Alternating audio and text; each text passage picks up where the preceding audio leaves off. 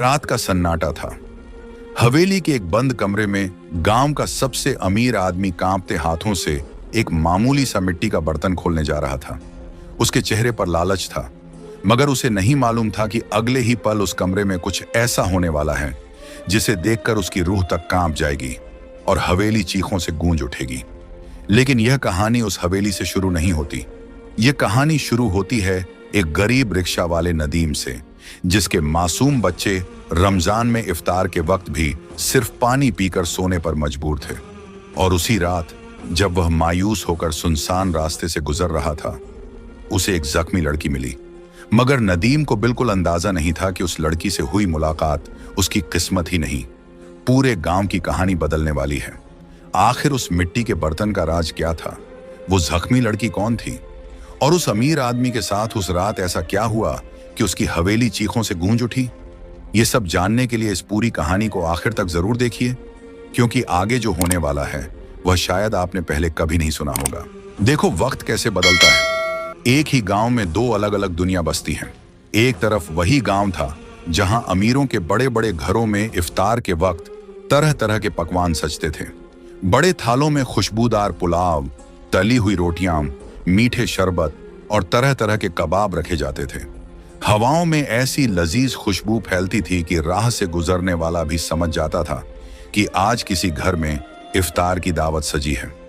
मगर उसी गांव के दूसरे किनारे पर एक टूटी हुई मिट्टी की झोपड़ी भी थी, जिसकी दीवारें बारिश और हवाओं से जगह जगह से दरक चुकी थीं। वहीं रहता था गरीब रिक्शा वाला नदीम, जो अपने छोटे छोटे बच्चों और बीवी के साथ तंगहाली और भूख की जिंदगी गुजार रहा था। रमजान उल मुबारक का मुकद्दस महीना था। रहमतों और बरकतों का मौसम था।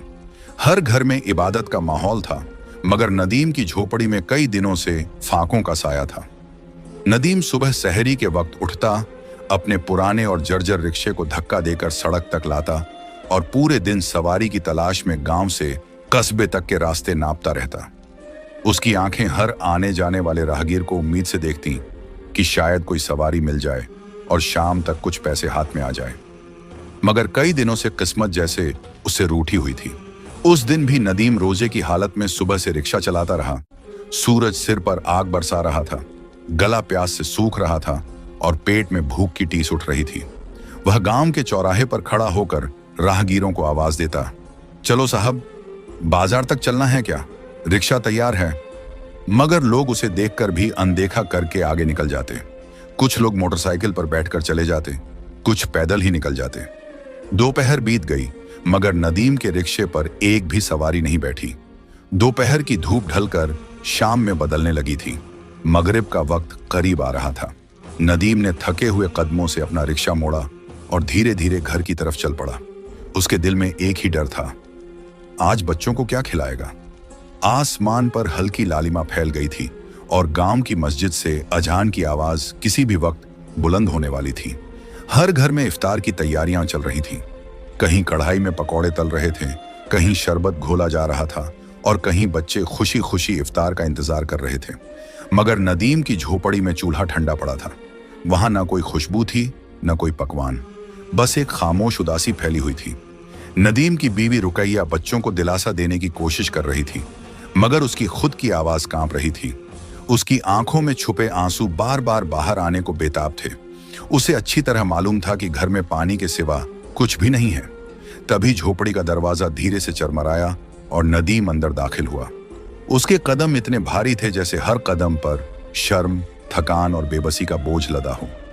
उसके कपड़े धूल से भरे हुए थे, चेहरा थकान से झुका हुआ था और उसके हाथ बिल्कुल खाली थे। जैसे ही उसका 5 साल का बेटा समीर उसे देखकर दौड़ता हुआ आया, उसकी आंखों में उम्मीद की चमक थी। मगर जब उसकी नजर अपने बाप के खाली हाथों पर पड़ी तो उसके कदम अचानक वहीं रुक गए। उसकी आंखों की चमक पल भर में बुझ गई। उसने मासूमियत से पूछा, अब्बू, क्या आज भी इफ्तार में हमें सिर्फ पानी ही मिलेगा? यह सवाल नदीम के सीने में ऐसे उतरा जैसे किसी ने खंजर घोंप दिया हो। उसके होंठ हिले, मगर आवाज गले से बाहर नहीं निकल सकी। उसकी बड़ी बेटी चुपचाप दीवार के पास बैठी थी।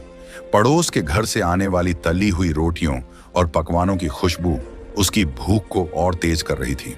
वह चुपके से अपने दुपट्टे का किनारा मुंह में दबाए बैठी थी, ताकि कोई उसकी भूख और बेबसी को पढ़ न सके।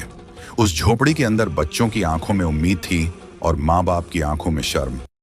रुकैया का सब्र भी अब टूटने लगा था। उसने भर्राई हुई आवाज में कहा, नदीम, आखिर कब तक ऐसा चलेगा? हमारे बच्चे रोजा रखते हैं, मगर उनके पास सहरी और इफ्तार में खाने के लिए कुछ नहीं होता। तुम्हारा चाचा करीम बख्श पूरे गांव का सबसे अमीर आदमी है। उसके घर में रोज इतने पकवान बनते हैं कि आधा खाना नौकरों के हाथों फेंक दिया जाता है। क्या उसे यह नहीं मालूम कि उसके अपने भतीजे भूखे सो रहे हैं? नदीम ने गहरी सांस ली। उसकी आंखें झुक गईं।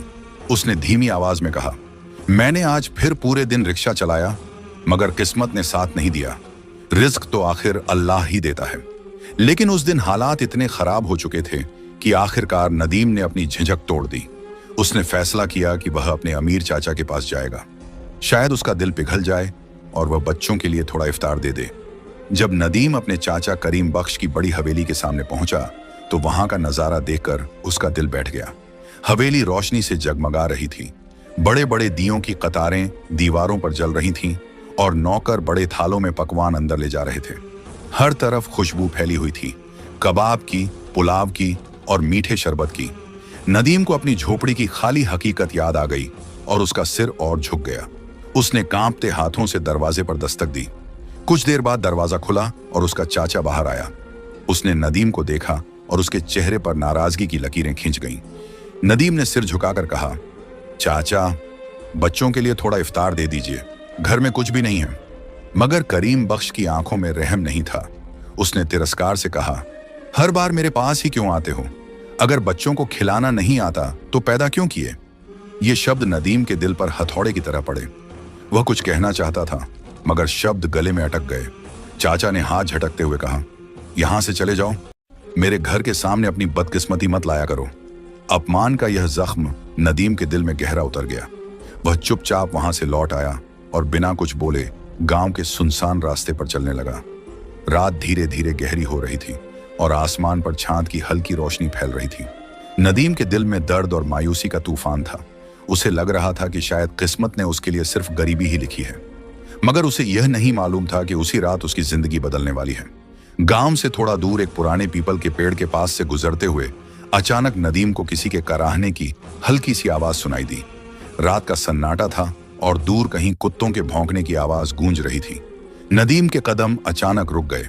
उसने ध्यान से इधर उधर देखा। पहले तो उसे लगा शायद उसका वहम हो, मगर अगले ही पल वही दर्द भरी कराह फिर सुनाई दी। नदीम धीरे धीरे उस पीपल के पेड़ की तरफ बढ़ा।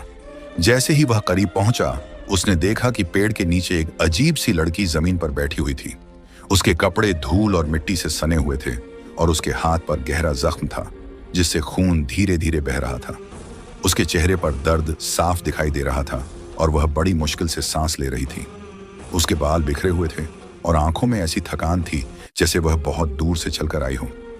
लड़की ने कमजोर नजरों से नदीम की तरफ देखा और कांपती हुई आवाज में बोली, पानी, मुझे बहुत प्यास लगी है, क्या तुम मुझे थोड़ा पानी दे सकते हो?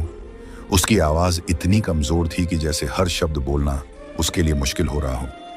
नदीम कुछ पल के लिए वहीं खड़ा रह गया। वह खुद पूरे दिन का भूखा और प्यासा था। उसके घर में भी खाने के लिए कुछ नहीं था, मगर उस जख्मी लड़की की हालत देखकर उसका दिल पसीज गया। इंसानियत उसके दिल में अब भी जिंदा थी। नदीम तुरंत उसके पास झुका और बोला, तुम्हारे हाथ से तो खून निकल रहा है, तुम यहां अकेली कैसे आ गई? लड़की ने मुश्किल से कहा, मैं रास्ता भटक गई थी और गिर गई। नदीम ने बिना देर किए उसे सहारा देकर उठाया। उसने अपने पुराने गमछे से उसके जख्म को हल्के से बांधने की कोशिश की ताकि खून रुक सके। फिर उसने नरमी से कहा, चलो मेरे साथ चलो, मेरे घर में पानी है, थोड़ा आराम भी मिल जाएगा। लड़की ने कमजोर सा सिर हिलाया।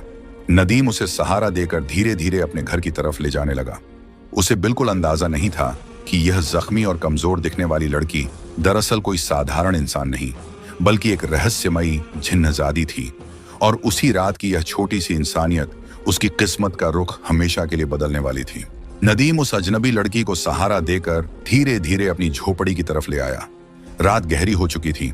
आसमान पर चांद बादलों के पीछे छुपता निकलता जा रहा था और पूरे गांव में सन्नाटा फैला हुआ था। जब वह लड़की झोपड़ी के अंदर दाखिल हुई तो उसकी बीवी रुकैया और बच्चे हैरान रह गए। नदीम ने उन्हें इशारे से समझाया कि यह बेचारी रास्ते में प्यास से तड़प रही थी, इसलिए वह इसे पानी पिलाने के लिए घर ले आया है। रुकैया ने बिना कुछ पूछे मिट्टी के घड़े से पानी निकालकर उस लड़की को दिया। लड़की ने जैसे ही पानी पिया, उसकी आंखों में एक अजीब सी चमक पैदा हो गई। कुछ ही पल बाद झोपड़ी के अंदर एक हल्की सी नीली रोशनी फैलने लगी। बच्चों के चेहरों पर डर साफ दिखाई देने लगा और रुकैया ने घबराकर नदीम का हाथ पकड़ लिया, मगर नदीम खुद भी समझ नहीं पा रहा था कि यह क्या हो रहा है। तभी वह लड़की धीरे धीरे खड़ी हुई और उसकी आवाज अचानक बदल गई, जैसे उसमें कोई रहस्यमयी ताकत उतर आई हो। लड़की ने मुस्कुराकर कहा, डरो मत नदीम, मैं कोई साधारण इंसान नहीं हूं। उसकी आवाज में अजीब सी गूंज थी, जैसे दूर किसी घाटी से आती हुई प्रतिध्वनि हो। नदीम के चेहरे पर हैरानी छा गई। उसने घबराकर पूछा, तुम कौन हो? लड़की ने जवाब दिया, मैं जिन्हों की दुनिया से आई हूं, मैं एक जिन्नजादी हूं। यह सुनते ही झोपड़ी के अंदर सन्नाटा छा गया। बच्चे अपनी मां से लिपट गए और रुकैया के चेहरे का रंग उड़ गया, मगर उस जिन्नजादी की आंखों में डर नहीं बल्कि शांति थी। उसने नदीम की तरफ देखकर कहा, आज पूरे गांव में मैंने इंसानों की परीक्षा ली। मैं कमजोर और प्यास से बेहाल बनकर हर दरवाजे पर गई, मगर किसी ने मुझे पानी तक नहीं दिया।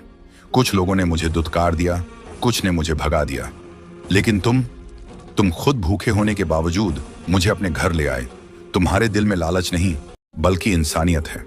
इतना कहकर उसने अपना हाथ हवा में उठाया। अगले ही पल उसके हाथ में एक पुराना मगर चमकदार मिट्टी का बर्तन प्रकट हो गया।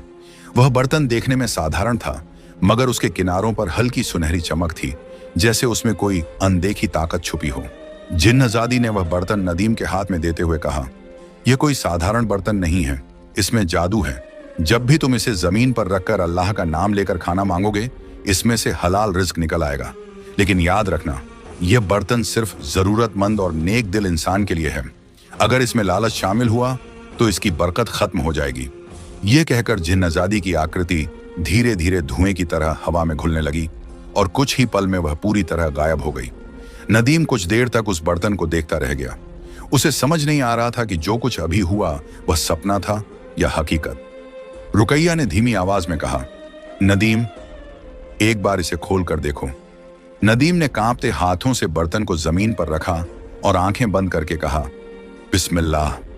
जैसे ही उसने ढक्कन उठाया, झोपड़ी के अंदर ऐसी खुशबू फैल गई कि बच्चों की आंखें चमक उठीं। बर्तन के अंदर गरम रोटियां, खुशबूदार चावल और मीठे खजूर रखे हुए थे। ये देखकर नदीम की आंखों से आंसू निकल पड़े। उसने आसमान की तरफ देखते हुए कहा, ऐ अल्लाह, तूने हमारी पुकार सुन ली। उस रात कई दिनों बाद नदीम के घर में पहली बार पेट भरकर इफ्तार हुआ। बच्चों के चेहरों पर खुशी देखकर रुकैया की आंखें भी नम हो गईं। उस दिन के बाद नदीम की जिंदगी बदलने लगी। वह हर रोज उसी बर्तन से खाना निकालता और पहले अपने बच्चों को खिलाता, फिर झोपड़ी के बाहर बैठकर गांव के गरीब लोगों को भी इफ्तार कराता। धीरे धीरे यह बात पूरे गांव में फैल गई कि नदीम के घर से रोज इफ्तार के वक्त ऐसी खुशबू आती है जैसे किसी बड़े खानदान के दस्तरख्वान सजते हों। लोग हैरान थे कि एक गरीब रिक्शा वाले के घर में इतना खाना कैसे बनने लगा, मगर नदीम ने कभी किसी को उस बर्तन का राज नहीं बताया। वह बस इतना कहता कि अल्लाह ने मेहरबानी की है। लेकिन हर जगह कुछ लोग ऐसे होते हैं जिनके दिल में दूसरों की खुशी देखकर जलन पैदा हो जाती है। नदीम का अमीर चाचा करीम बख्श भी उन्हीं लोगों में से एक था। करीम बख्श को जब यह खबर मिली कि नदीम के घर रोज दावत जैसा खाना बनता है, तो उसके दिल में शक और लालच पैदा हो गया। वह सोचने लगा कि जरूर कोई राज है जिसे नदीम छुपा रहा है। एक रात वह चुपके से नदीम की झोपड़ी के पास आया और दीवार की दरार से अंदर झांकने लगा। उसने अपनी आंखों से देखा कि नदीम ने वही मिट्टी का बर्तन जमीन पर रखा। कुछ पढ़ा और जैसे ही ढक्कन खोला, उसमें से ढेर सारा खाना निकल आया।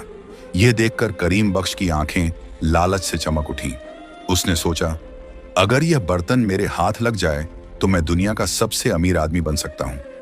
उस रात जब गांव गहरी नींद में डूब चुका था और चारों तरफ सन्नाटा पसरा हुआ था, तब लालच की आग में जलता हुआ करीम बख्श दबे पांव अपनी हवेली से निकला। आसमान पर बादलों के बीच से आधा चांद झांक रहा था और हल्की ठंडी हवा चल रही थी, मगर उसके दिल में चल रही हवस की गर्मी ने उसे किसी भी डर से बेपरवाह कर दिया था। वह धीरे धीरे कदम रखते हुए नदीम की टूटी फूटी झोपड़ी के पास पहुंचा और कुछ देर तक इधर उधर देखकर यकीन किया कि कोई उसे देख तो नहीं रहा। फिर वह बिल्ली की तरह फुर्ती से झोपड़ी के अंदर घुस गया। अंदर घुप अंधेरा था और नदीम का पूरा परिवार गहरी नींद में सो रहा था। करीम बख्श की नजर सीधे उसी मिट्टी के बर्तन पर पड़ी जिसे नदीम बड़े एहतियात से कोने में रखता था। उसकी आंखों में लालच की चमक कौंध उठी। उसने धीरे से वह बर्तन उठाया, अपने सीने से लगाया और बिना कोई आवाज किए झोपड़ी से बाहर निकल गया। उस वक्त उसके चेहरे पर ऐसी खुशी थी जैसे किसी को अचानक खजाना मिल गया हो। उसके दिल में बार बार यही ख्याल घूम रहा था कि अब उसकी किस्मत खुलने वाली है। अब वह सिर्फ गांव का अमीर आदमी नहीं बल्कि दूर दूर तक मशहूर दौलतमंद बन जाएगा।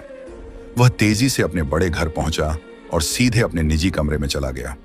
कमरे का दरवाजा अंदर से बंद करते हुए उसके चेहरे पर अजीब सी मुस्कान फैल गई। उसने बर्तन को कमरे के बीचों बीच जमीन पर रखा और उसे गौर से देखने लगा। बाहर रात की खामोशी थी, मगर उसके दिल की धड़कन इतनी तेज थी कि उसे खुद अपने कानों में सुनाई दे रही थी। वह मन ही मन सोच रहा था कि अगर इस बर्तन से रोज खाना निकल सकता है तो क्यों ना इससे सोना, चांदी और हीरे निकलवाए जाएं। लालच ने उसके दिमाग पर ऐसा पर्दा डाल दिया था कि उसे यह भी याद नहीं रहा कि यह बरकत किसी गरीब की दुआ और नेकी से आई थी। उसने घमंड भरी आवाज में कहा, अब देखता हूं यह बर्तन मेरे लिए क्या कर सकता है। मुझे ढेर सारा सोना चाहिए, इतना सोना कि मेरी हवेली खजाने से भर जाए। यह कहते हुए उसने बर्तन का ढक्कन उठाया, मगर अगले ही पल उसके चेहरे की मुस्कान जम गई। बर्तन से खाने की खुशबू उठने के बजाय एक अजीब सा काला धुआं निकलने लगा। पहले तो वह पतली लकीर की तरह बाहर आया, फिर देखते ही देखते पूरा कमरा उसी धुएं से भरने लगा। हवा अचानक भारी और डरावनी हो गई। करीम बख्श घबराकर पीछे हट गया। उसके हाथ कांपने लगे और दिल में एक अनजाना डर पैदा हो गया। वह समझ ही नहीं पाया कि आखिर यह क्या हो रहा है। तभी उस काले धुएं ने कमरे के बीचों बीच एक भंवर की शक्ल ले ली। धुआं ऊपर उठता गया और अचानक उसी धुएं के अंदर से एक चमकदार रोशनी फूटी। अगले ही पल उस रोशनी के बीच से एक ऊंची और रहस्यमयी शक्ल प्रकट हुई, वही जिन्नजादी। मगर इस बार उसका चेहरा पहले जैसा नरम और रहमदिल नहीं था। उसकी आंखें लाल अंगारों की तरह चमक रही थीं और उसके चारों तरफ धुएं का भयानक घेरा घूम रहा था। कमरे की दीवारें जैसे उसकी मौजूदगी से कांपने लगीं। उसने अपनी तेज और गूंजती हुई आवाज में कहा, ऐ लालची इंसान, क्या तूने यह समझ लिया था कि तू एक गरीब की नेमत को चुराकर अमीर बन जाएगा? उसकी आवाज ऐसी थी जैसे बादलों के बीच बिजली गरजती हो। यह सुनते ही करीम बख्श के पैरों तले जमीन खिसक गई। उसका चेहरा पीला पड़ गया और वह डर के मारे कांपने लगा। उसने हकलाते हुए कहा, नहीं, मैं तो बस देखना चाहता था कि यह बर्तन कैसे काम करता है। मगर उसकी आवाज में झूठ साफ झलक रहा था। जिन्नजादी की आंखों में गुस्से की चमक और तेज हो गई। उसने आगे बढ़ते हुए कहा, झूठ मत बोलो, तुम्हारे दिल में लालच का जहर भरा हुआ है। तुमने उस इंसान से चोरी की जिसने तुम्हारे लिए कभी बुरा नहीं सोचा। तुमने उस बरकत पर हाथ डाला जो एक भूखे मगर नेक इंसान को उसके सब्र और इंसानियत के बदले मिली थी। उसकी आवाज कमरे में गूंज रही थी और हर शब्द करीम बख्श के दिल में तीर की तरह लग रहा था। अब वह पूरी तरह डर चुका था। उसके घुटने कांपने लगे और वह धीरे धीरे पीछे हटते हुए जमीन पर बैठ गया। उसने हाथ जोड़कर कहा, मुझे माफ कर दो, मुझसे गलती हो गई। मैं लालच में अंधा हो गया था। मगर जिन्नजादी का चेहरा सख्त बना रहा। उसने हाथ उठाया और अचानक वह मिट्टी का बर्तन जोर से कांपने लगा। अगले ही पल बर्तन के अंदर से सरसराने की आवाज आने लगी। करीम बख्श ने डर के मारे उस तरफ देखा तो उसका दिल दहल उठा। बर्तन के अंदर से काले काले बिच्छू और जहरीले कीड़े बाहर निकलने लगे। वे तेजी से फर्श पर फैल गए और रेंगते हुए करीम बख्श की तरफ बढ़ने लगे। उनके छोटे छोटे पैर जमीन पर अजीब सी आवाज पैदा कर रहे थे और उनकी चमकती आंखें अंधेरे में डरावनी लग रही थीं। करीम बख्श चीख पड़ा और घबराकर पीछे हटने लगा, मगर अब बहुत देर हो चुकी थी। कुछ ही पलों में वे जहरीले बिच्छू उसके पैरों और कपड़ों के आसपास घूमने लगे। करीम बख्श डर के मारे जमीन पर गिर पड़ा। उसका पूरा शरीर कांप रहा था और उसके मुंह से बस एक ही आवाज निकल रही थी, बचाओ, मुझे बचा लो, मैं तौबा करता हूं, अब कभी लालच नहीं करूंगा। उसकी आंखों में अब वही घमंड नहीं था जो कुछ देर पहले था। वहां सिर्फ डर, पछतावा और बेबसी थी। जिन्नजादी ने उसे कुछ पल तक देखा, फिर उसकी आवाज थोड़ी धीमी हो गई। उसने कहा, याद रखो, दूसरों का हक छीनने वाला इंसान कभी खुश नहीं रह सकता। जो दौलत लालच से मिलती है वह आखिरकार इंसान को तबाही की तरफ ले जाती है। कमरे में फैला हुआ धुआं धीरे धीरे कम होने लगा, मगर करीम बख्श अभी भी जमीन पर पड़ा कांप रहा था। उस रात उसे पहली बार एहसास हुआ कि एक गरीब इंसान की दुआ और सब्र की ताकत कितनी बड़ी होती है, और यह भी कि किसी की बरकत को चुराने की कोशिश करना इंसान को कैसी डरावनी सजा दे सकता है। सुबह होते ही करीम बख्श रोता हुआ नदीम की झोपड़ी के पास पहुंचा। उसके चेहरे से घमंड गायब हो चुका था। वह नदीम के पैरों में गिर पड़ा और बोला, मुझे माफ कर दो, मैंने लालच में आकर बहुत बड़ी गलती की। नदीम ने उसे उठाया और कुछ पल चुप रहने के बाद कहा, अगर अल्लाह माफ करने वाला है तो मैं कौन होता हूं बदला लेने वाला। उसी वक्त हवा में हल्की रोशनी चमकी और जिन्नजादी फिर से प्रकट हुई। इस बार उसके चेहरे पर मुस्कान थी। उसने नदीम की तरफ देखकर कहा, आज तुमने साबित कर दिया कि असली ताकत दौलत में नहीं बल्कि दिल की नेकी में होती है। इसलिए यह बर्तन हमेशा तुम्हारे पास रहेगा और इसकी बरकत कभी खत्म नहीं होगी। उस दिन के बाद नदीम की झोपड़ी पूरे गांव के लिए रहमत का घर बन गई। हर रोज इफ्तार के वक्त वहां गरीब, मुसाफिर और जरूरतमंद लोग जमा होते और पेट भरकर खाना खाते। नदीम ने कभी उस बर्तन को अपनी दौलत बनाने की कोशिश नहीं की, बल्कि उसे दूसरों की मदद करने के लिए इस्तेमाल किया। धीरे धीरे उसका नाम पूरे इलाके में फैल गया। लोग कहते थे कि वह सिर्फ एक गरीब रिक्शा वाला नहीं बल्कि एक ऐसा इंसान है जिसके दिल में रहम और इंसानियत का खजाना है। और शायद यही वजह थी कि अल्लाह ने उसकी झोपड़ी को बरकत से भर दिया था। इस कहानी का सबक भी उतना ही गहरा है जितनी इसकी घटना। असली दौलत सोने चांदी में नहीं बल्कि नेक नियत में होती है। जो इंसान दूसरों की मदद करता है, अल्लाह उसके लिए ऐसे रास्ते खोल देता है जिनका वह कभी सोच भी नहीं सकता। लालच इंसान को अंधा बना देता है, मगर नेकी और माफी इंसान को ऊंचा बना देती है। नदीम की जिंदगी इसका जीता जागता सबूत बन गई कि सब्र करने वाले और दूसरों के लिए दिल में रहम रखने वाले इंसान को आखिरकार अल्लाह ऐसी इज्जत और बरकत देता है जो दुनिया की किसी दौलत से बड़ी होती है।